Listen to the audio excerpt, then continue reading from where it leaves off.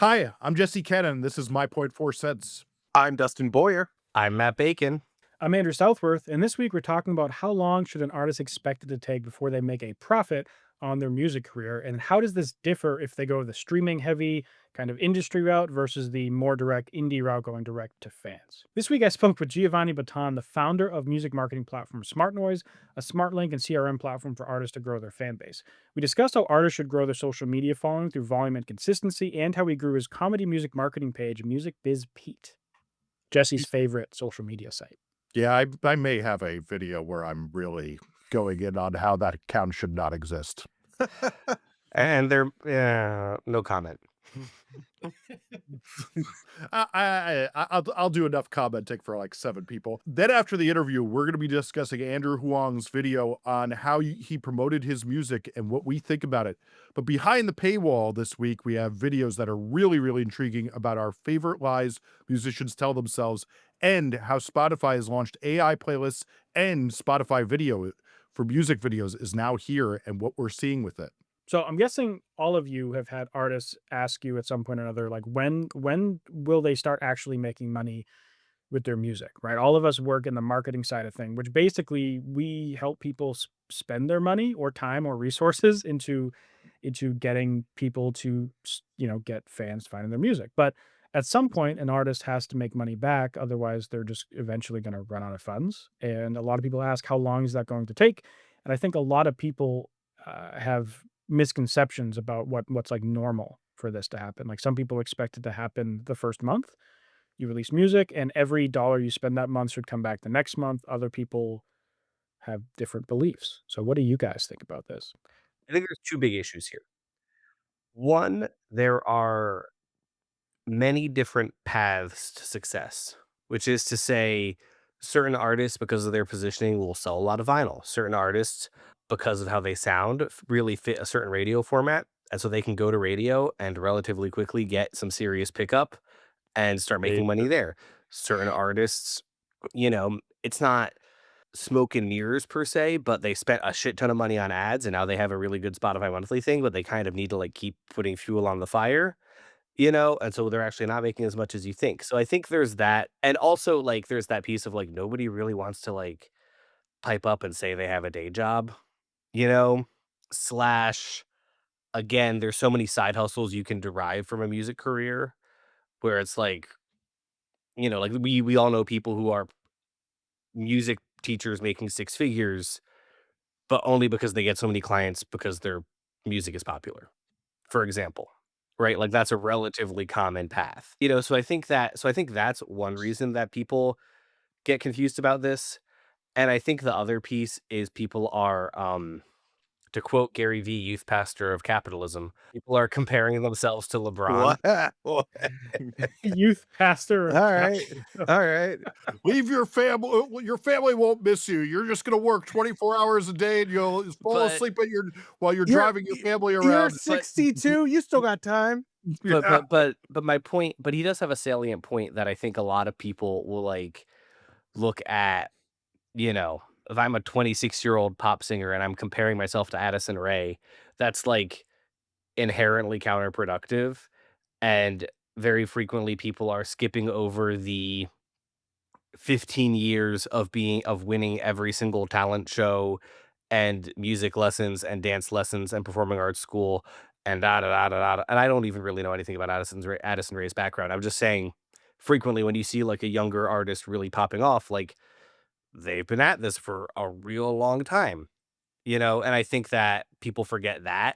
So I think those are the two reasons why people don't understand how long it can take sometimes is is too many different paths to do it, although that's also a good thing, obviously, and then comparing yourselves to the biggest possible options rather than slightly more realistic takes. I think an interesting thing that has happened in recent years is some of the change that's been put into, if you're trying to be like a big DJ, is a lot of the advice that I've heard from smart people who've grown people now is that you take every bit of money you can and start putting it into production and working with visual artists for a while. And while everybody thinks of like, oh, it's a DJ, so they're all alone, maybe they have a video capture person, but like The real thing being is that now, like, the economics of DJing is, like, you have these guys like James Hype who are putting up a vlog every couple days sometimes. So you have your video capture person, you have all this production that you're getting of motion graphics for videos and things like that, but, like, some people, it's like, there's a couple of my clients who are make more playlisty music that don't ever really need to, uh, do much more than just make music, and they're never gonna play live, and they're doing very well making music in their bedroom. Yeah, I think that you have to zoom all the way out and first ask yourself, how am I going to actually make money? Which, surprisingly, a lot of artists and their teams don't ask that question at all. I mean, as a business, I ask it every single quarter. I'm like, how am I making money? I'm putting that together for next year, right? So you have to tackle your sources first and then work backwards. If I have an artist come to me and they go, I really want to like focus on merch. That length of time that gets there to selling depends on how much data they've collected. If they're like, I have 13,000 SMS and email subscribers, I'm like, cool, we can start making money today. Like, I can put that together and make you money. But if it's like we're starting from scratch, cool, we got to give this like at least 3 months of growth and engagement and like really foster this community. I usually separate artists into two camps based on the type of person they are. One is I call it the industry path, and the other the indie path. And the industry path is you're more focused with streaming and social media and volume of people, but at a shallower level of relationship. And then the indie path is more like you're focused on your email list and touring and selling merch and kind of like a direct to consumer business. And usually you can tell Why immediately. not both? Right, right, and so you can do both. The problem is it's both take an incredible amount of work and or True. money or both to pull off, and so usually just it's not you start with one and then you start doing the other over time. So I've met people who, like, they make a full-time living as a touring band and they have, like, 500 monthly listeners, right? So it's like, basically, It's they're always so heavy in. crazy when I see that. Yeah, and it's like makes no sense sometimes. And then you also see people on the complete opposite end. They got millions of streams and social media followers, and they're making like no money, and they don't do any of that stuff. So people usually start in one and then kind of flow to the other when it makes sense, hopefully. But I think that determines very greatly how fast they will actually make money, like make profit. Like I think the indie crowd they're they're they're more likely to make money sooner than the streaming industry crowd, but the streaming industry crowd is much more likely to have a bigger long-term impact with their music. See, I disagree. I actually think we all overly focus on what you would call the industry path. I think that the quickest way to succeed on both the streaming front and the financial front is to focus on the indie path, that community driven aspect. Especially right now, I don't know if you guys are seeing it, but I have access to quite a few Spotify for Artists accounts, and algorithmic reach across the board has just nosedived in the last couple of months across multiple genres. Are you guys seeing that too, by the way? Can I get into a plug? Next week's interview on this podcast is with Luke, who runs Music Stacks, and he has the answer to that question. He blew my mind a few times, but particularly one of the things is he starts a conversation with explaining why everyone's popularity score took a dive, meaning every single artist when Taylor Swift released Life of Ophelia. And it's super interesting because it does affect the algorithm, and everybody's algorithm around it is affected by streaming density. And it's very, Luke sees more data than anybody else Hmm. in this stuff, and he really has like very interesting answers. It blew my mind, and I immediately texted you all like, man, like this is like one that like I'm not often learning a lot listening to people talk all the time about data, but this is one of those rare cases. But to answer your question, with the majority of artists, I'm seeing a dip. But oddly enough, the artists that have a lot of momentum, it's like, no, I'm seeing great Yeah, growth of things. Uh, same uh, thing. for But most of my like long-term recurring clients, we've actually like had significantly better algorithmic traction in the last 6 months than before. Not consistently, like there's ones that are down, but like I'd say overall, it's been actually better in the last few months than earlier in the year. So I guess we're getting your algorithmic people or Well, something. I mean, maybe I'm in country, so The correlation I actually made that I'd be interesting, Andrew, if you have anything with that, is that I see that it's artists who are in a more stagnant period or are not like really all guns blazing. Those are the ones I'm seeing drop more than usual. Whereas I think the Mm. people who are doing attention, it's like it's working better than ever. And I am wondering about that a lot. I haven't come to a firm conclusion. I'd be that's curious. not been my experience. Okay, so that's I mean, not your all experience. of my acts are active acts with releases coming out consistently, and Mm. about half of them have just, like, noticeably like 75% of the streams, they were doing through the algorithm in the summer. And then but there's other ones, like the Lone Bellow, who that were doing the same thing, full campaign mode, and it's the opposite. The algorithm is, like, really getting behind them. So it's definitely bananas. It's honestly the legacy acts, the acts that have been around for a while and are releasing music are the ones that are kinda dipping on my end. Hmm. Actually, there is one particular client of mine where we've been having a pretty significant dip, and actually, it's specifically in country. Ah, So I wonder if there's anything related to that. And like this is so for example, we have a song that's getting like 5 million streams a month. And it used to be getting 265,000 streams a day just like 8 months ago. And the last like ever since October, it's Yeah, just just it's recently. it's fallen to, only 200,000 streams a day. So like it's still doing great, but And the like that's Lone Bellow are 50,000 not streams a day. country. Like, that's the thing, Yeah. it's my country acts that are suffering so bad.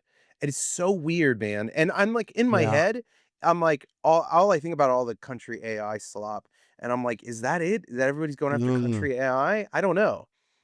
I Well, mean, there is that interesting argument to be made here Mm. that with all that entering, there's less space and less attention economy yeah. to get Gary V with it.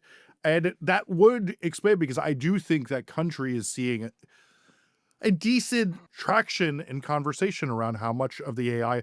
Charlie Harding has switched on pop wrote an amazing article last week about how everyone's using AI. Maybe not everyone.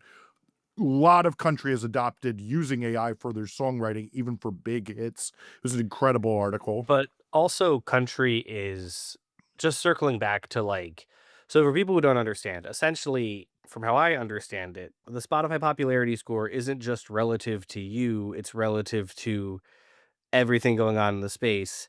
So if a few people are dominating the top of the space, that kind of forces everyone else down, right? And so what part of I think what's happening in country specifically is having so much of a moment right now where over the last 12 to 18 months, many pop stars and other genres have started creating country records. Kind of kicked Mm, off by the Beyonce record, and then there was sort of a lag, and now it's kind of moved everywhere else. If you have someone like Big X the Plug making a country record, like things are shifting. And so when there becomes too much high density on top, and I think mhm. country in particular has sort of been like the happening genre over the last 12 months, I would argue, is probably the most happening genre. Country is the new hip hop. No, And but All well, Gary hip hop still was doesn't touch somber. no, I mean, but what does? Yeah, But fair. also, like, given, like, the culture at this point, if Somber went and dropped a A country country song? song That'd be tomorrow, like, we amazing, wouldn't actually. yeah, but, like, we wouldn't be that surprised because of, Nah. like, where the Yeah, yeah. culture is, right? A Um, lot of artists have been collaborating with Jesse country says, artists. "I'd be a little surprised." I but no, would. but, like I feel like he's been doing a very good branded thing of like I'm a New York kid. That's Yeah, no, his that's I true. It little would be a brand. little Mm. weird. I broadly agree, but I'm just saying, like, No, your I example was very good. I was trying to make the point that you can't trust the algorithms. And I'll tell you, I've got 2 clients right now where we have seen drop off month after month on streaming. Ticket sales are going up, merch is going up. The passive listenership of the algorithm is so unreliable. It pays so little that I think that when you ask the question of when am I going to get paid, it should be around those revenue streams, ticketing, merch. You should build your business in that direction. Yeah. yeah, because you have Yeah. more direct control. Exactly. The people often ask me, why would you ever promote streaming when you could send people to your website and get an email list and like there's a lot of Cold like funnel, baby.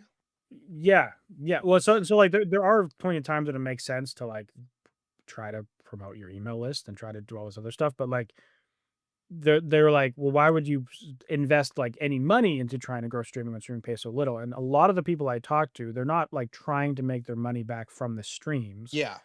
They're trying to grow their audience to where like, hey, we can finally get booked at shows, we can be taken seriously, we can get collaborations, we Retarget get those people. label, we can retarget people. Yeah. So as you said, cold top of funnel. And so like they're not saying I'm going to spend this much for streaming and make that back from streaming, or spend this much for streaming and make this back with all this ecosystem of stuff I've built around my music business.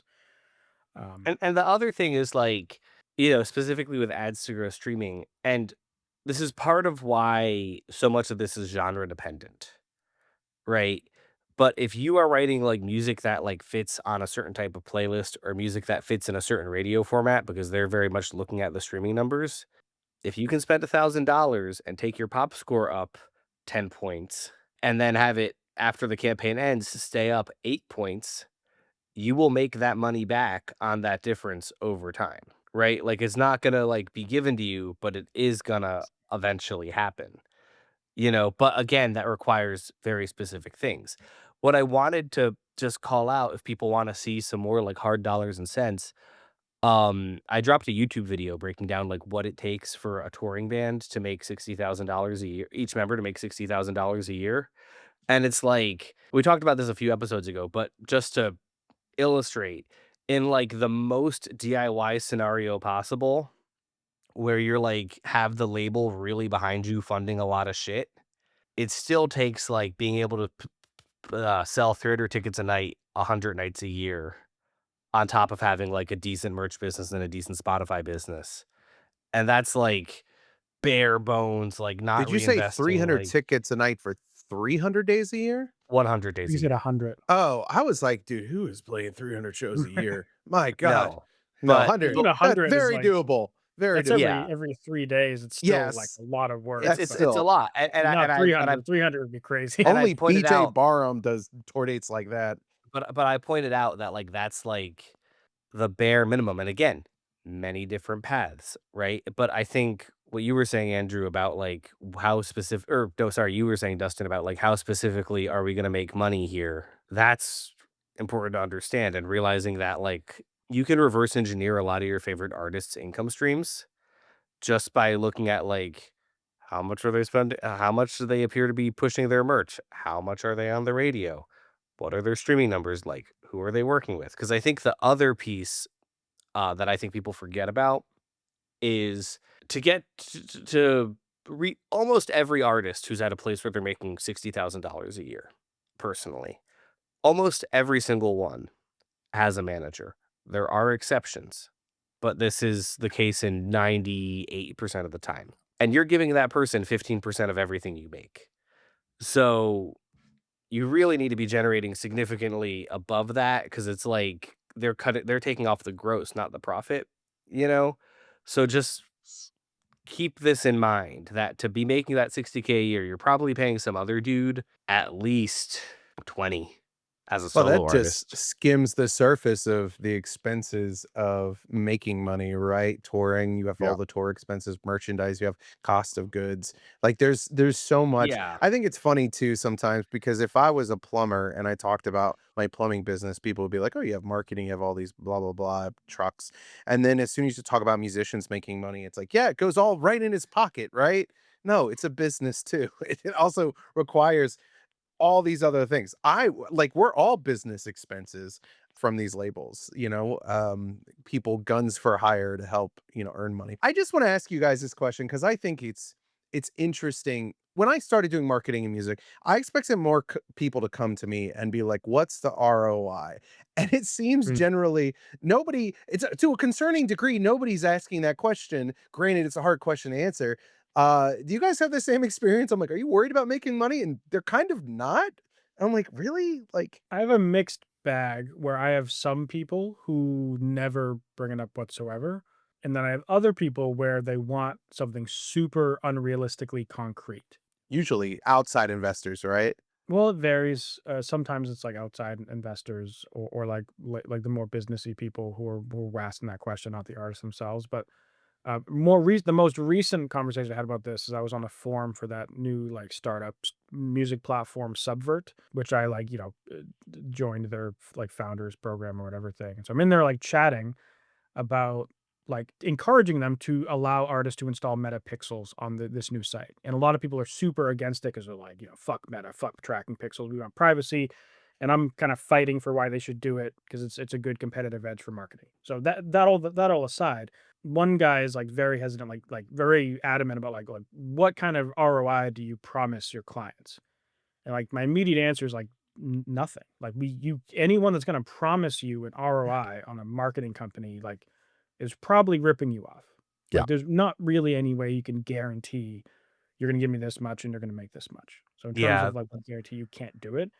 So, but like if a regular client's ask me, I usually just the answer is like you're probably gonna like if you're promoting streaming in particular, like you're probably going to lose money. And even if you're trying to do like a merch thing, if it's to a cold audience or whatever, like you're probably going to lose money. But it's the answer of like this is what you're going to get outside of money, which is part of the ROI. It's like Mhm. if you spend 1,000, you're going to get, let's say, hopefully this range of money back from whatever the activity is. You're hopefully get this many email subscribers, this many listeners, this many social media followers. And so I consider that all part of the ROI.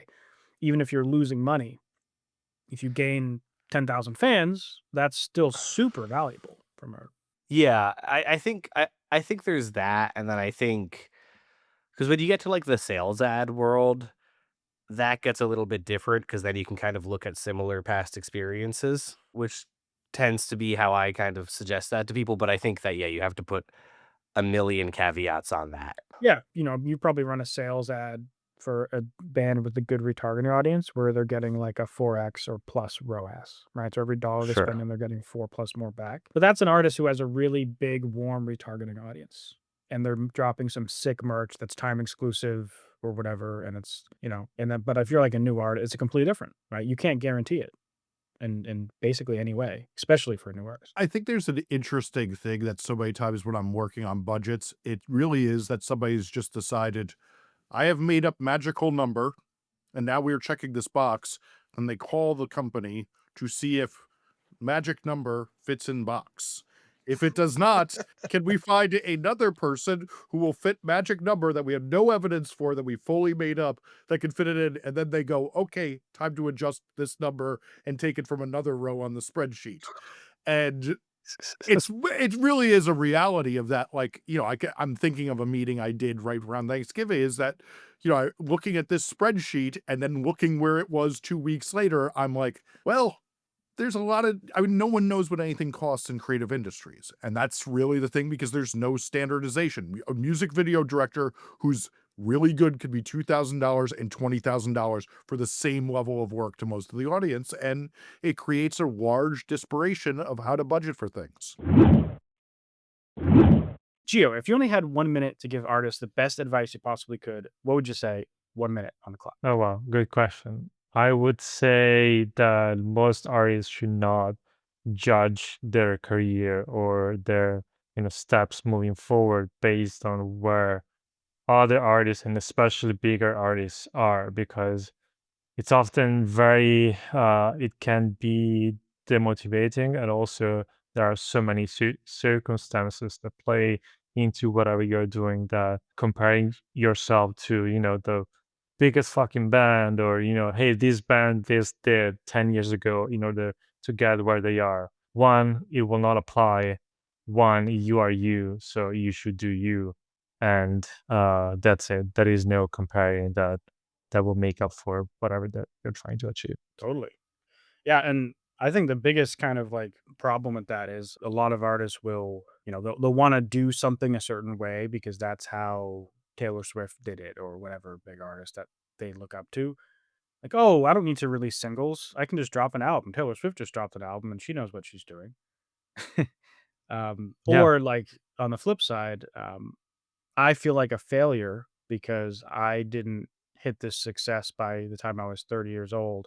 And this other artist was famous by the time they were 25 or whatever. Yeah, I mean, it's pretty much impossible. I mean, look at I come from the rock, emo, metal space. If you compare, oh, Architects got big because when they were in their 20s, they played, one show a day for fucking 3 years straight, right? I mean, sure, you could do that, but, they did that, 15 years ago. And so how things work right now don't necessarily apply, so which is very tricky because, you really want to, it's a good practice to look at what other people are doing, see like take something from them and put it for your own thing.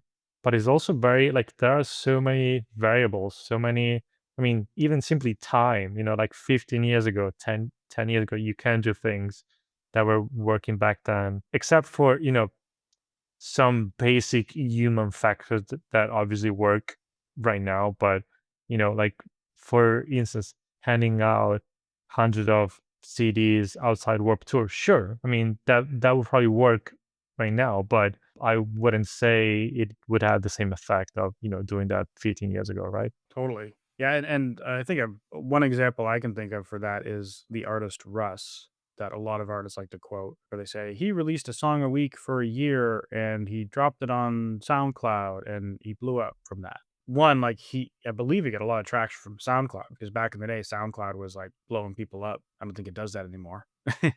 And also it was kind of a function of the time and what was going on in the music scene back then too.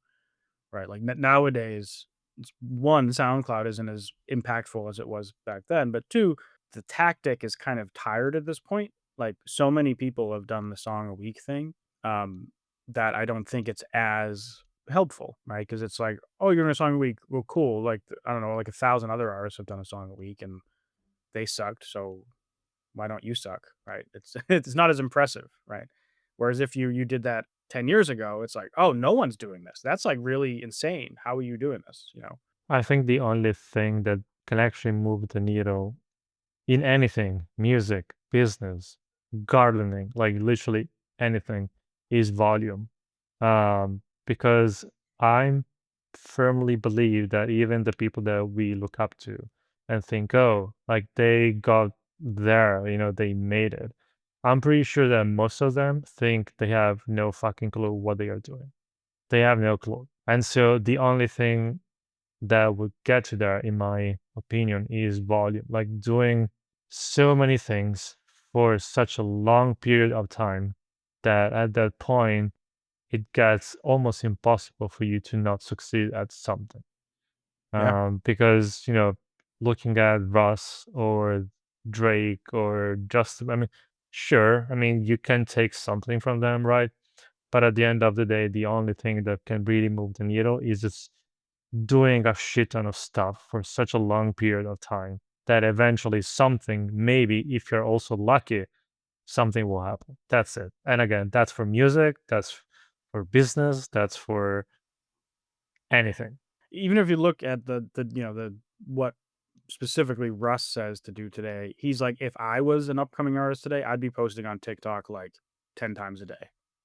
Right? So even his admitted tactics have changed from what they would have been because he recognizes how different the world is, right? But it still kind of comes down to doing something in volume. And it doesn't, if you're watching this and you're like, I'm not doing either of those things, you definitely don't have to post 10 times a day or release a song every week. That's not what we're saying. But like, you do have to put your head down and work your ass off for a long period of time. That's definitely like a true in everything anywhere. To your point, I agree, but I also think, and I also believe that you should post 10 times a day for a month. You should do what you think would not work for a week. You should do something else for 2 months. Because maybe you wouldn't think, but maybe you like it. Or maybe it will blow up your music career. And at that point, would you not be happy to just do that? Yeah. So there are, like I don't take anything for uh like I don't say no to anything. Like I at least try something. And either I don't like it or it doesn't work. Like I stop because of, these two things. But if it does work, even if I don't like it, I will not stop. But a lot of people, a lot of artists, I think they just disqualify something just because of an idea, just because of and I think they should not. Yeah, yeah. A lot of artists have like a fear of, I don't know, I guess things failing, but two, people thinking of them in a certain way. I did a post on Threads the other day that was something along the lines of some false beliefs artists have, and one of them was like, "I'm not gonna post every day on social media because my fans are gonna think it's silly. I'm not gonna release a bunch of singles because my fans are not gonna be excited when the album comes out. Like, I'm not gonna do blah because my fans." And you look at their Spotify and they have like 100 monthly listeners. Like, what Of fans? You don't course, have any it's fans. it's always coming from them. It's always coming from them. Yeah. And the in my opinion, like, don't worry about that. Like, those things are keeping you from actually growing a fan base because you're afraid of what the 50 people that might listen to you now are gonna think. And like, some of those things are valid when you have like 100,000 people and you're like, I need to actually strategize how I'm gonna roll out these singles in this album. And like, if I do this, is it gonna cannibalize albums? Like, I've worked with some bigger artists where like that's a concern. We don't want to do too many of this because it might hurt CD sales, right? That's a thing. But they have like 1 million followers online, and it's a completely different story But than it's usually also backed up by data. Like they have some yeah, sort of like basic understanding of the music industry and their fan base. But if you have, 1,000 followers, I mean, they won't yeah, give a shit. I also heard a exactly. very good quote. Success is on the other side of being cringe. You know, which I think is 100% spot on. Yeah. I mean, think of how much you and I have been cringe over the years. Dude, I mean, you know this. I have a Instagram page about Peter Griffin talking about music marketing. So to my previous point, like I tried so many things, I've, I've been making videos on YouTube, content for Smartness for myself, for other pages. One day I just woke up, did this thing, as a joke, made 10 posts, and this page got to 10,000 followers in like 3 4 weeks. Like you just never know. And so going back to volume thing, I would have never gotten there without the volume part. Just making stuff, trying things, and eventually something will work, like like it happened to me. So Totally. Yeah, and it's funny because the Music Biz Pete page, in hindsight, looks so obvious why that would work. Because if you look at all the like music marketing content creators, none of them are like, well, some of them have a little bit of entertainment value and a little bit of comedy weaved in, but they're mostly serious, right? Like, everyone's kind of serious. They're not like boring, but they're not trying to be silly or entertaining for the most part. And then you come along with Peter Griffin and like Minecraft jumping footage in the background, um and it's like, this is like educational value content blended with the comedy of Family Guy. And it just makes it more lighthearted and fun, which on social media you have like a second to get someone's attention. It just seems so obvious in hindsight why that would be a success and why that page would grow so fast. But before you did that, no one would have thought to do that, right? You've tried a million things over the years, content wise, and then you just stumble upon doing this, and it works, right? And it seems obvious, but in the moment, like, you didn't know if it was gonna work. It could have just flopped dead, right? Maybe people thought it was tacky and then they never watched it and the page never grew, and then you just abandoned it right there. yeah, but you see, that always goes back to what we were talking about, right? Like it's easy now to look back and say, oh, obviously that's why it worked. Yeah. But before doing something, you just don't know, and you usually know if something works after months, so you had to stick to it for such a long time. And then when it works, you look back and you say, of course, that's why. But yeah, no shit, right? Like, Yeah. And honestly, just I bet, I mean, maybe you've already tried this, but I bet if you were to try and replicate it, maybe you could pull it off with like a different, let's say you made a page for Stewie, you made a page for Brian or whatever, right? Or you made a different cartoon like SpongeBob or something. Maybe you could get it to work again, but it would probably be different. Like it probably would take a slightly different approach the second time around because now a lot of the people that are going to see it are going to have in their mind that they saw the other one first. And they're gonna think like, oh, this is a copycat one, or maybe the cartoon is gonna change their perception of it, and that kind of goes back to the copying inspiration can be good, but like very rarely can you ever just 100% copy something from the past. I've been thinking about trying to replicate the same model to, either like a personal page or maybe something in a different niche. Just that's the concept. But I think this is actually interesting even for artists, because I saw an artist, I can't remember the name, but he had what they call in the like Instagram marketing world a faceless page where he Yeah. wasn't posting stuff with, with his face. But he was, I mean, his page was only memes. Like, there was a movie clip from, I don't know, fucking The Wolf of Wall Street, and a weird quote like "me and the boys" coming out of the club with the song playing. And all he did was these, short videos with his music. And I looked him up on Spotify, and he was at like 70,000 monthly listeners or something. And then there is this other guy that commented on one post from Music Be Speed. He runs a kind of like a music coaching company that I can't remember right now. I can't remember, but he left a comment saying that he posted the same type of content, like kind of memes with his music on it, and he blew up on YouTube Music. He has like 9 million monthly listeners on YouTube Music. So this is actually an interesting angle, even for artists, and even the ones that say, I don't want to post content every day because blah blah blah. You might- Maybe that's something that you can try, because I spent a lot of time in the beginning to make the SOP with like the system for music BSP. But now it takes me a couple hours a week to make 4 or 5 videos a week. Mm. So artists could do something similar where they find a format that they like and that works, put a couple hours a week, and they might get the same results. I actually have heard some artists do making meme pages as well, or different types of like entertainment page, and they're putting their music under it basically, and getting great results. And I'm sure there's plenty of failures too, but I've had people comment in my videos where I'm like showing, I got 1 million streams for this much money or whatever, right? Like everyone knows the video type, Yeah.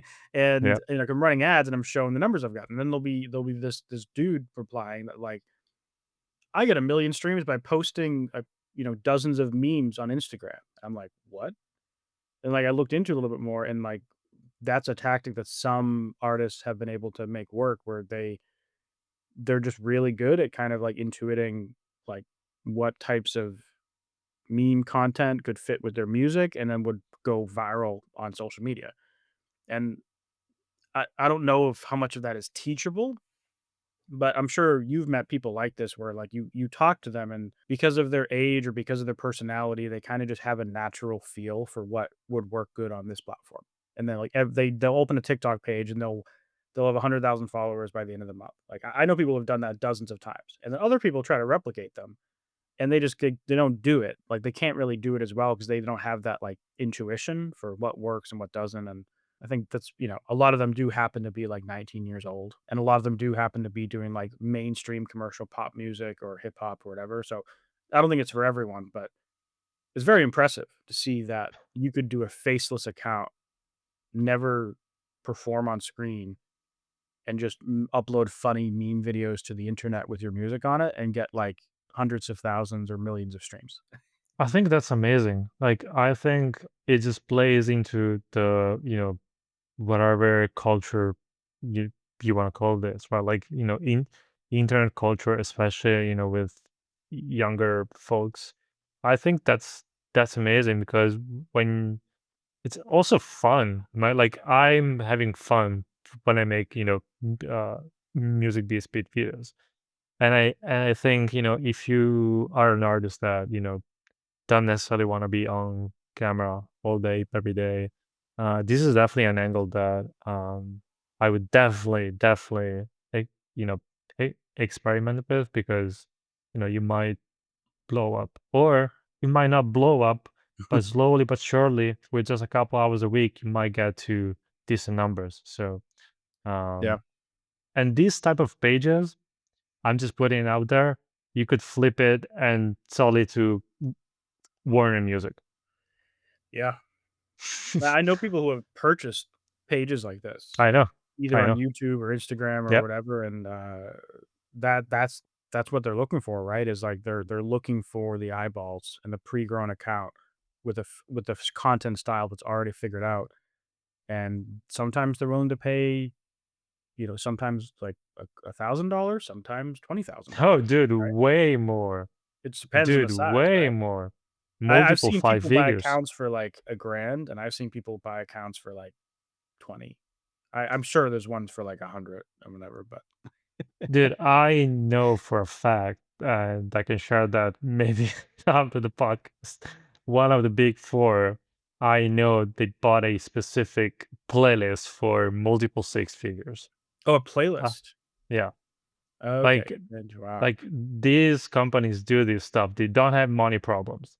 Right. They really don't. And so, yeah, maybe you could flip it for, $1,000 to, someone. But if you target the right buyer, no, it's worth way more. Yeah, yeah, like a major label is gonna be more willing to buy. I mean, even in the individual playlisting world, there's a playlist curator I know that, uh, one time I was chatting with him just about music stuff, and I was like, "What's new?" And he's like, "Oh, I'm finalizing the biggest playlist purchase of my whole life." I was like, "What do you mean?" He's like, "Oh, like I found this account and they have like all these big playlists that they've grown organically and they've been growing for like a decade. And I'm buying their whole Spotify account so that I can have the playlists." Well, And it was like a $20,000 purchase to buy their Spotify account. And do you like, know how many followers they have? no, no, he told me at the moment, but I don't remember. And typically, he was more interested in the streaming volume than the followers because they'll put on test songs on it so they can measure what is like the streaming volume per month.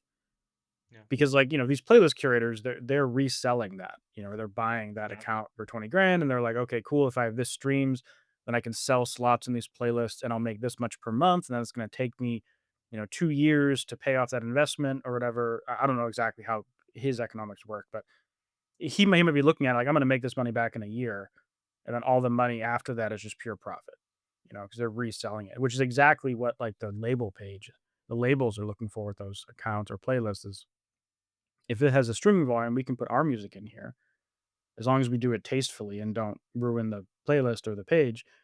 And we'll make this much back in streaming royalties every month.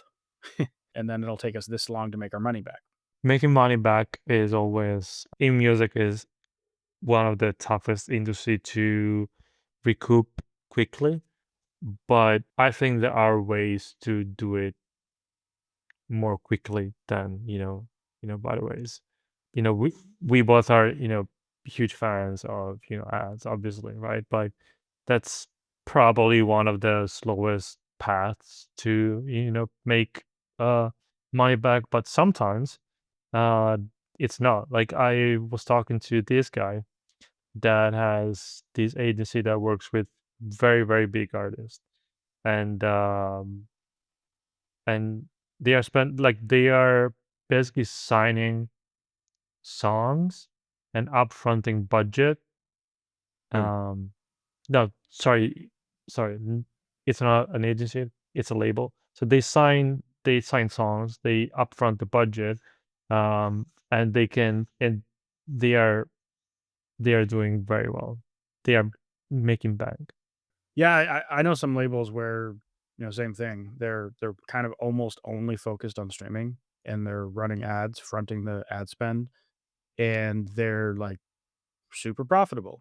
And it's not easy for sure. There's a little bit of luck involved, but they're often looking at it from a, if we're looking at 1,000 songs and we're signing the 1% best, and then we're investing, 10 to $30,000 per song in that 1% best.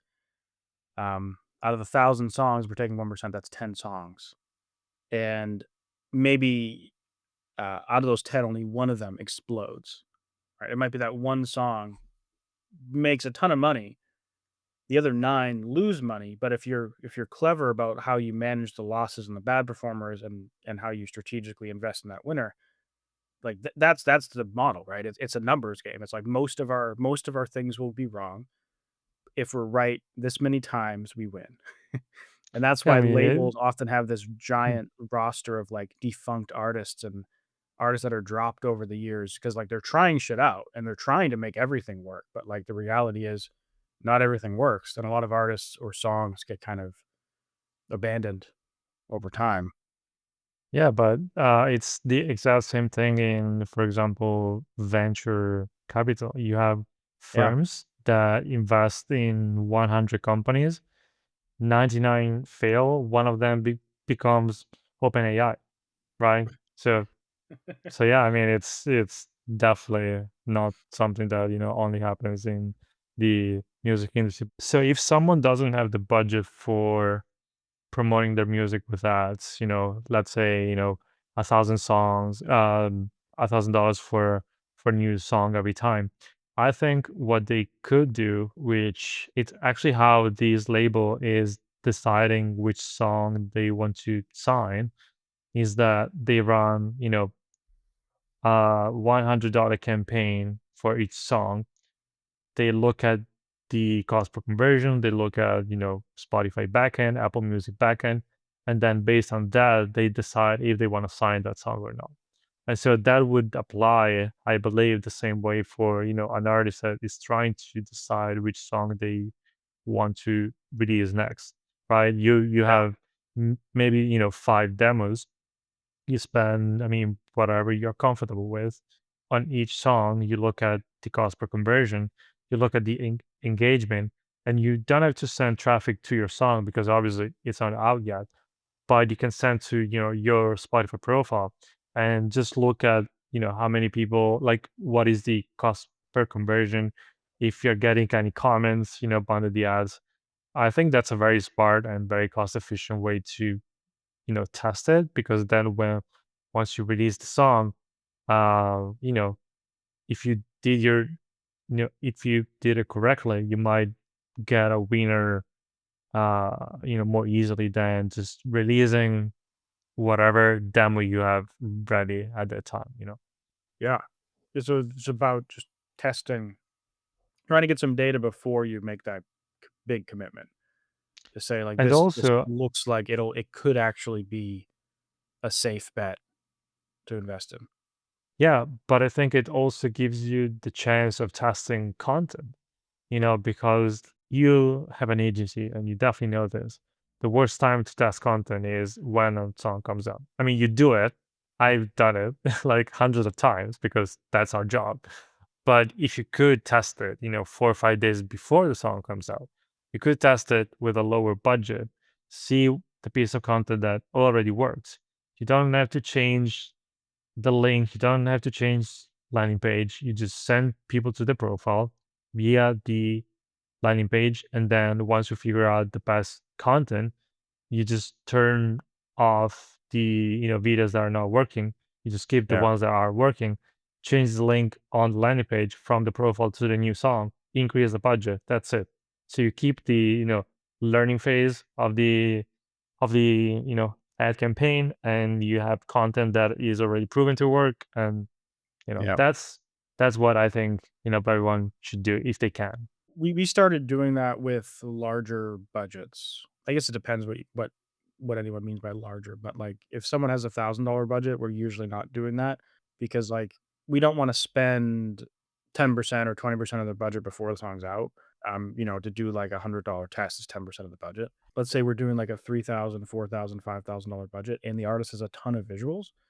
Sometimes we'll launch that campaign 3, 4, 5 days early, and do exactly what you just said. So sometimes we'll take them to the profile page. Sometimes we'll just leave it as a lifetime pre-save page because actually I don't know if this is the case in Smart Noise, but at some platforms what they do is if it's a regular pre-save link that auto converts to that's regular smart link, you can make that link a lifetime pre-save, and that lifetime pre-save automatically converts to a thing, and you can make it where after the lifetime pre-save, you redirect them to the profile. Sometimes I'll just leave that for the first 3 days, and then song comes out, ramp up the budget, turn on, keep the winning creatives and all that stuff. I think the only difference with that, in my opinion, is that optimizing for pre-saves is different than optimizing for clicks to a song. So it's a little harder to, really understand what's happening. And also, depending on what platform you use, for your pages, optimizing for pre-saves might require a lead event instead of, view Yeah. content. So you might have to start from scratch again. So the learning of the campaign actually goes away, but I mean, it just depends what you use. But yeah, I Yeah, mean, yeah. Like, I I think Feature FM, what it does is, it fires a Feature FM click event, whether it's a smart link or pre-save link. But Mm. if it's a pre-save, it fires that when they first click, but then once they finish the pre-save, it also fires a Feature FM pre-save event. So it would be like as if Smart Noise, when people click the pre-save button, if it fired view content or your SN click, and then after they finish the pre-save, it fires like SN pre-save or lead. mm, So you can set up the campaign the same way that way. But you're right, there is a like the button text is different, and so some people might not click a button that says pre-save instead of listen if the text is different. So there are differences, and sometimes I'll send people to a playlist. Sometimes they'll do like the profile, and sometimes they'll do that pre-save thing, depending on what the artist wants to mm, do. Sometimes they're like, I really would like to get some emails before the song drops, but I don't want to do like a whole separate campaign. I kind of want to, that's like, okay, let's like just make this a pre-save link for 3 or 4 days before the song comes out. But if they're like they don't care about that at all, then the profile or a playlist that's like a this is type playlist Yeah. can work pretty good. I think it's also easier right now to just run campaigns in general. I think, and I'm curious to know what you think, but I think what I spend most of my time on right now, either when I'm managing campaigns myself or when I'm, building products for Smart Noise, is the, actual content. For instance, most of my campaigns right now is one ad set, no targeting, 15 ads. Because it like the Meta's algorithm has gotten so much better at identifying who they need to show the ad to. Like even all the artist interest targeting, like if you want to target the 1975, if you want to target Bring Me the Horizon, Parkway Drive, whatever they might be, they are going away in January. 90% of them. Like Well, you for can all new people, they're already gone Yes, for like new campaigns. you can't literally target them.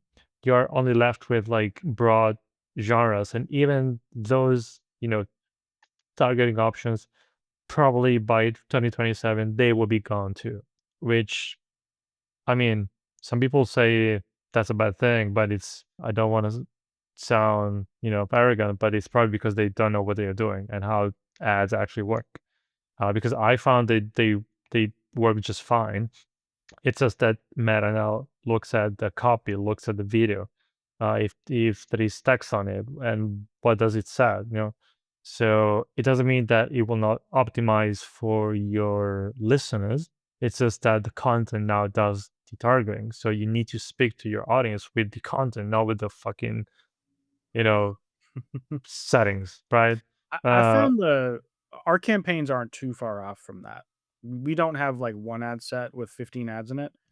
We'll have like 3 ad sets, with each having between 4 and 8 ads in it. So, for example, it depends exactly on the campaign, the videos we have, but let's say we have 8 videos and they kinda all fit the same category. You might have 3 ad sets, each has all 8 videos in it, but this one is targeting any artist that we can find. The second mhm. one's targeting one like, whatever genres make sense, and the third one's targeting, like, movies, TV shows, lifestyle things that we think make sense, and we've been doing a lot of testing with the open targeting, like you explained, compared to the target, like the interest targeting. And this has actually been something that we've been trying for years, periodically. Because even in, I think it was 2022, I did a video showing one of my best performing campaigns, and in the video, the best performing ad set was an open targeting ad set 3 years ago. Of course. And what I found over time is, and even now, is that open targeting sometimes works best and sometimes it doesn't. So like Yeah. we had a campaign recently where the open targeting ad set was 48 cents a conversion, and targeting the artist ad set was actually still best. It was like 32. So it was like significantly better than open. So Meta's AI like is really good. Like the targeting thing, like the new change has actually been, I would say, better because now our lives are easier. We don't have to be like this artist here and this artist here and Yeah. this artist here. Where it's like here's all the artists, here's all the genres, or like here's one genre, here's another. So it's like our targeting simpler and we focus way more on the videos. But the targeting still seems to matter to a degree too. Um, because we're still getting like improvements over it. It's just it matters less than it did before. Yeah. I mean, I would say it can make a difference, but I think like the the biggest changes in terms of performance from campaigns, I never ever got them by changing the interest. It's always by making new Yeah. ads, new content. Like by far. Like I think it's a good thing because now, launching campaigns, it's easier, Yeah. but you have to be good at making content, which has slightly higher barrier to entry, which is also a good thing. I mean, for me, that's the fun part. Like I like making it. Like I like working on content. I don't like the whole social media game too much, even though I definitely do it. But I definitely like working on content. Like I very much like, working on ads for music, ads for smart noise for stuff. And I think as an artist, I think someone that doesn't like to create, you know, content, like no type whatsoever of content. I mean, sounds a bit strange because it's I see it as an art. I mean, I wouldn't say an fucking art form, but there is a creative process that I think is very fun. Yeah.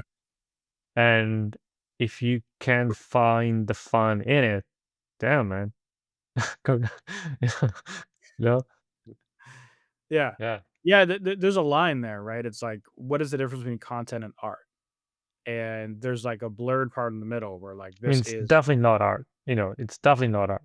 But yeah. it There's some content that's not art, but there's other content that's like definitely art. And there's this middle vein of like, it's like you're playing the content game, but there's some creativity and art to this. And a lot of artists are constantly getting annoyed that like music is being referred to as content, and for good reason too, right? It's hard to call something content when you spend 80 hours working on it, right?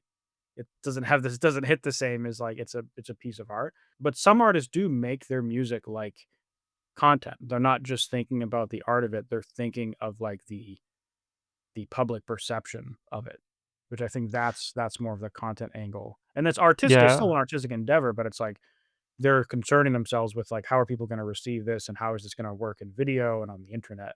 Yeah, honestly, man, I think the bottom line is, in my opinion, as long as you're having fun doing it and you actually like and enjoy the creative process, then fuck it. I mean, call it content. I generally don't care. I might have a problem when you call it content and you see it as a purely transactional thing. Like when you're in the studio, you're like fucking pissed off that you have to make music. I mean, if that happens, then fuck it. Then you should probably not make music. But if you do enjoy it and you call it content, okay, cool. I Yeah. mean, you know, Yeah, yeah. But it's a spectrum, so to speak, of like what is content and what is art. And there's this middle vein of like stuff that's both. So if you're enjoying this interview, there's actually a second half where we dive even deeper in the whole content creation thing, but we also get into AI music and the intricacies of creating content on platforms like YouTube and TikTok. So guys, I said to the group chat, Andrew Huang put up this video on his streaming strategy that worked and he didn't like it. I didn't like the video, as I said at the top, but maybe Andrew Southworth, why don't you give the charitable read to this video? Yeah, so I'm a longtime fan of Andrew Wong. In fact, my first time I went to NAM in 2020, I bumped into him and I asked him if he would be my only selfie from NAM. So there's a selfie somewhere on my phone of me and Andrew Wong. And it was cool. So big fan. And I saw this video and I watched it. And essentially, he goes through everything he tried to promote his streaming in particular. He's very much like an artist that I would consider like an artist for art's sake. He's not like a business artist, right? It, I mean, Jesse's gonna disagree. I can tell by his face. Yeah, I mean, I Like, think there's more. obviously, He's he more does, making content, is what I would say. Like putting he's very art good with at content. yeah, like putting art with what he does. That word that feels as I don't think art and content have to be divorced, but he feels like a pretty solid divorce. Like Noah parted Mhm. the chasm. Well, 'cause that's actually interesting. But anyway, so like he's very much like everything he does about like making music and the intricacies of how he makes it. Like he doesn't normally talk about this stuff, businessy side of things. And he tried essentially not every tactic, but he kind of intros and he's like, I tried doing more releases, doing more YouTube videos, doing more social media content, doing collabs, waterfall releasing. He glances over a few things that he didn't try because he didn't think it'd be relevant for him. For example, he talks about how he didn't bother any type of paid methods, so like ads or showcase or marquee, and a few other things he mentioned that he didn't do. I don't think he did like any radio promo or PR or whatever either. And my I thought the video was very well done because he shows what he tried. It's all done from the spectrums. Here's what I did. Here's the numbers before. Here's the numbers after, and it feels reasonably scientific in terms of how he shows the numbers. And I thought it was a pretty good like intro video for like here's some music marketing tactics that might be worth your time based on him and his personal experience. And then we were talking about if we should cover this, and I'm like, I don't know. I feel like it's just like my recommendation going to be go watch the video because I thought it was pretty well done. And Jesse's like, nope. So That is what got my interest. Jesse had a hot take on it. I was like, yeah, I want to hear him. I want to hear what he has to so say. And I haven't watched here the we are. video, so So here's my thing: videos like this do not help you learn how to think to make decisions for yourself. Andrew's situation is so far outside of what any musician's ever going to experience. So when you're making educational content, which Andrew does well when he makes it about synthesizers and other things, great. But a video like this is so glazed over in TLDR that it is utterly actually not just unhelpful, but like I think actually detrimental to the education of musicians. When he glazes over things like people say if you put link in bio in your video, that it gets punished. It's like, well, I've experimented with that plenty because if I even just discuss the link in bio and which one to use, we've watched the videos get tanked on TikTok but work on Instagram. So you can see a difference in platform. He did so many things here where he just glazed over these topics when he is in such a different situation of everybody, and then kind of just like does the like, was this worth the ROI of what I did? That I find things like this to be very misguided and gives people very, very bad advice on what they should actually be doing. So your issue isn't necessarily with any of the tactics. It's with that because of the type of content creator he is, he doesn't do what like we do. He talks about making music. And so I would imagine from his perspective, he's like, I'm not going to do a nitty gritty tutorial video on how to do all these tactics. I'm just going to do like a big surface level thing showing like what I did and how it worked. My impression watching, and I guess just this is me knowing the intricate details of all these promo methods, is like this seems like pretty good. But you're saying it's more so because if you're a beginner looking at this, you don't have all that context to know that like, oh, Andrew Wong has like a million followers on the internet and he already had 100,000 monthly listeners, so his situation is vastly different from an up and coming artist. I think it's even just too that like how many people are going to have a platform like this and a model like this that like it works. And then like as well, showing what converts for him. Like, one of the biggest things that I thought would be helpful when we started this podcast is that we all see a lot of different data from a lot of different artists, a lot of methods that work, and then we all come together and say, "Hey, let's see if what I'm seeing actually feels right," just like we did in the first segment when Dustin asked if we were all seeing what he sees.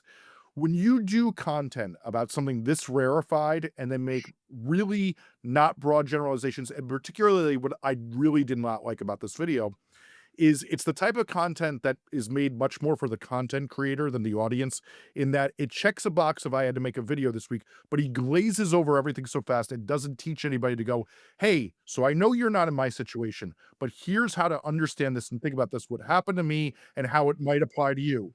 It's done so just let me like, there's like 3 segments of the video where he decides, "I'm not even gonna discuss that because I didn't try it." It's just very unhelpful, and I tend to find muddies the waters even worse. Not as bad as when somebody reads the data wrong and says the waterfall method said, but bad. It reminded me a little bit of, when we talked about Kara a few weeks ago, the woman who Yeah. spent $100,000 on her record and then it got deleted from Spotify. And it's kind of a similar situation where it's like, well, yeah, you make more money from your music content on YouTube than you do from your streaming, but it's kind of not because of it's because you're a YouTuber, you're not a musician Yeah. in that sense. Like obviously she's a successful musician. I don't want to take that from her. Her music is good, but like this isn't what you think. This isn't how you're presenting it, like cuz like the thing I'll be honest, I watched this while I was like doing the dishes or something. So my I watched comprehension it might in the not be shower. the highest, I put my but phone in a plastic bag and I put it on the shelf and I have it playing but while like I'm there was a cooking. point where he talks about like using beef to help promote his song and it's like, well yeah, you can do that if you have 2 million YouTube followers. Like that's Yeah. not going to work otherwise. And so yeah, I think your point, well, the vibe I got from it was the same as what you were saying, Jesse. Was it's sort of like this isn't really providing actually valuable context that would explain to people here's what is actually going on in this scenario.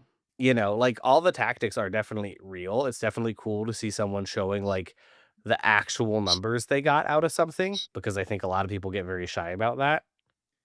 Yeah. I just think that anytime you consume content like this, including from us, you have to sort of take it with a grain of context and a grain of like what universe I see this with my content is like the universe the universes I am playing in heavily informs the content I am creating. Right. Which is to say, like if I spend all week thinking about Lucy Dacus stuff, the bacon bits are gonna take that flavor and I have to like actively work to kind of take them out of Lucy Dacus world a little bit, for example. I think based on this, what probably would have been helpful for Andrew Wong's video would be if he linked to more resources. Because he mentioned in the beginning and then he did a ton of research to like learn about the world of music marketing, to grow streaming. And you can tell by the individual tactics he's doing. It's like just if you look up anything about music marketing on YouTube and the internet for a little while, you're gonna find all of these things being talked about.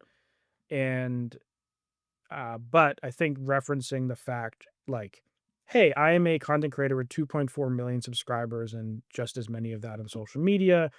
And here's some resources for more context, I think would have helped a lot. Cause like it's a valid point, Jesse and Matt, that it is very surface level, accurate on a lot of things, but service level and like too specific to him.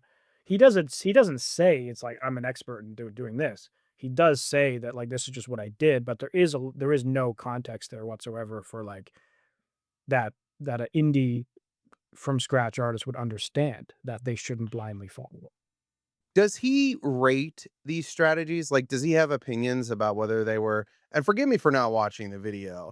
And I will say that I generally like, I like videos where people discuss tactics. I don't like videos where people try them and then sort of like rate them and what they thought and how effect, because the problem is they miss the forest through the trees. And I think this goes back to what you're saying about muddying the waters, Jesse, is that the goal of music and marketing is lost in the strategies given. The strategies are only there to uncover one thing. Is your song connecting to an audience? What part of the song? Why is it connecting? Those are questions you're trying to get to the bottom of. So when you run a strategy around a song, I made content for this song and it didn't work. Therefore, that strategy sucks. It's it's not even that the song sucks, it's that, 1, does their song connect? Why does it connect? And you have to try it enough to hit the audience that will connect with it. That's the other thing. If every Yeah. time you post, every time you run $1 in ad spend, you reach 200 people, if those aren't the right 200 people, then you then have to try again. Then you then have to spend another dollar until you exhaust those strategies and then conclude, I don't think this song is connecting. So I move to the next song, repeat the process. Any act I've ever been a part of that has broken in the last 5 years, that is the process. And these rating these strategies, well, this doesn't work. It muddies the water because it makes artists go, no, that's a bad strategy because so and so tried it and didn't. No, there's so much more to it than that. He did do a graph at the start of it. Yeah, it was kind of like an ROI graph that he showed of like, I put this much effort in, and here's how much ROI I got out of it, which I didn't think was a helpful heuristic. This is the chart here, and there's problems with this because there's several tactics on here that he specifically did not try, and he's ranking on here. Like, for example, he didn't try, I don't think, the end on 3, the ads, brand, sound. I forget what brand and sound were, but, like, he specifically mentioned he didn't try ads, and he didn't try, like, sound promotion, I think that's what it was. But yet they have a ranking. 2, his highest ranking thing is pitching the spot of editorials, and the reason for this graph is it's not like what got me the best result, it's what gave me the best result per minimal time, which pitching the spot of editorial takes 2 minutes. Yeah. And he says later in the video, most of the time I got nothing, but then a couple times I got some big editorials and it was great. Most indie artists though are gonna get fucking nothing for pitching an editorial. So the one on here though I wanted to get you guys' opinion on was that I thought was funny is because like he's presenting this as huge common things people discuss doing, and he said contests, and I'm like, I don't know anyone who's running fucking contests, but like for a YouTuber like him, sure you can give away gear and things like that, but I don't see anyone discussing contests. Now that's how we're gonna get some fucking streams here, buddy. I've been a part of a few contests over the years, but it tends to be with people that have some type of audience. Like one in particular that I did, it was with a YouTuber who had like 60, 70,000 subscribers and in the metal guitar niche. And so he was doing like a giveaway and we used like one of those contest links where people can like get more entries by taking actions. And we did it around promoting this like EP. And there were all these prizes, like he collaborated with all these gear companies to give away free software and free things. And so it But made a lot of sense, but was right? this to get streams? It was to promote the release, which primarily it wasn't released in physical, it was primarily a digital release. So yeah, essentially to get streams. But like his content is as the two artists that were on this release are like guitar YouTubers, social media people who constantly cover gear and work with brands. So they pulled in brands to do a giveaway and they released something that fits. It was a pretty, I thought it was a pretty solid like plan to go inside with all the normal stuff you would do. And they get a ton of emails, they get a ton of lifetime pre-saves, and it was overall a pretty great. They didn't even have to pay for the giveaway, right? The brands gave them the free giveaway software licenses. So My issue with those giveaways is that if it's not focused on something directly tied to the artist brand, then you tend to yeah, get very low engaged like signups. I've man, I remember my very first contest 10 plus years ago. The guy was like, "Let's give away an iPad," and I'm like, "Sure, that sounds like a good idea." God, the data we got for that was such garbage. I was like, "What? Well, yeah, that makes total sense. Why the? I just signed up to win an iPad. I don't know who you are. I don't give a shit about your album." I had someone do a $500 Amazon gift card, and it was, I told them it was a bad idea. They did it anyways, and What? They didn't listen to you? we got really cheap contest entries. But when we went to email these people, they were so uninterested that they didn't reply to the email that they won. That's how inactive they were. That they won a $500 gift card, And they but the didn't even email respond. they never replied. And so Dude, they had to they had to hit up like 4 people, and I think they never even found someone, so they just said, "Well, fuck it, I guess we're not giving anyone the gift card," because 4 people didn't reply. So they're like, "Well, I guess we win or we lose." I don't know. You No one definitely wins in that situation. well, and there's this thing. I mean, everybody's worked with women and artists where if there is an ad and you're focused on driving streams with that ad and the ad Olivia's running ads right now where she looks good in the ad and the conversion is low, but the streams are Yeah. also kind of low.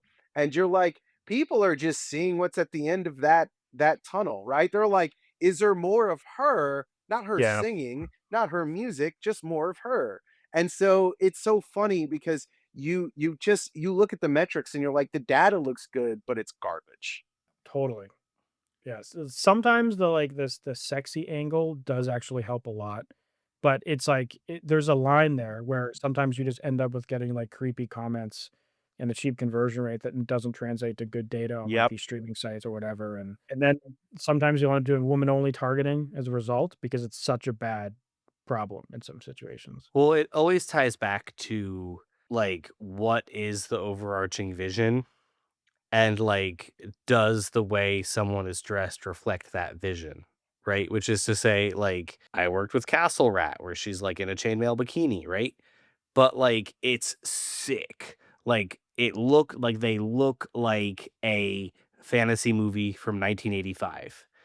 And so, like, yeah, like, there's definitely, like, creepy comments, but it's surprisingly positive because it's like the vision is so clear and it's so clearly like a metal nerd thing that people are just like, yeah, you know what? Like, this is actually kind of sick. Like, she does look like the amazing warrior princess doing the thing, Yeah. you Does It know? this can't does this just be for the sexy angle. It has to be like But yeah, they're because it into ties the into the thing vision. Yeah. and it's hot or whatever, right? It can't be just that piece. this is a bikini made of people who wrote letters to each other in chainmail? Okay, dad. No, what I wanted to just point out on that graph that I thought was really funny before we wrap is that he listed waterfall as a marketing strategy, which I feel Yeah. like that feels more like a infrastructure strategy. That's sort of like Yeah. to me, Yeah, that's like putting your music on streaming is like, I guess technically a marketing strategy in like the broadest possible definition of marketing, but it's not really like all right, Matt, you coaxed my most uncharitable thing I was gonna say about him, which is this really felt like he said, ChatGPT, give me 8 marketing techniques, and he kinda just made the video because the video needed to get made and numbers needed to stay up, and that part felt real shoehorned. Yeah, I mean, he's at a big enough size, and maybe I don't know, maybe he didn't do his research, but like if Andrew Wong, if you watch this, I will give you several hours of my time for free to help you out with ads or social strategy, just because I like your YouTube channel. In exchange for maybe a little shout out in a YouTube video or something. And I'm sure honestly any of us would do the same thing with a big content creator that you like. If like we'd be happy to help and like just a shout out is like usually worth our time. Like I do that with big creators regularly. I'm Yeah. doing one like pretty soon. So, Andrew Wong, call me. Yeah, let me also say before we go, Andrew Wong, great YouTuber, just didn't appreciate this take. Don't call Jesse. Don't call Jesse. He hates you. No, no. Although we're all gonna be at NAMM, so Yes, yeah. that's true. Yeah, there we go. Thank you guys so much for listening to this podcast. We're trying to grow this as much as we can. So please start a conversation with a musician friend and tell them about this and have a discussion about it. if you enjoyed this episode, please subscribe on your favorite podcast app. If you're on YouTube, subscribe and turn on notifications so you don't miss our episodes every Tuesday. If you can rate us on Apple and Spotify, it helps us so much and it makes my grandma proud of me. So help me. Tune in next week for so much more.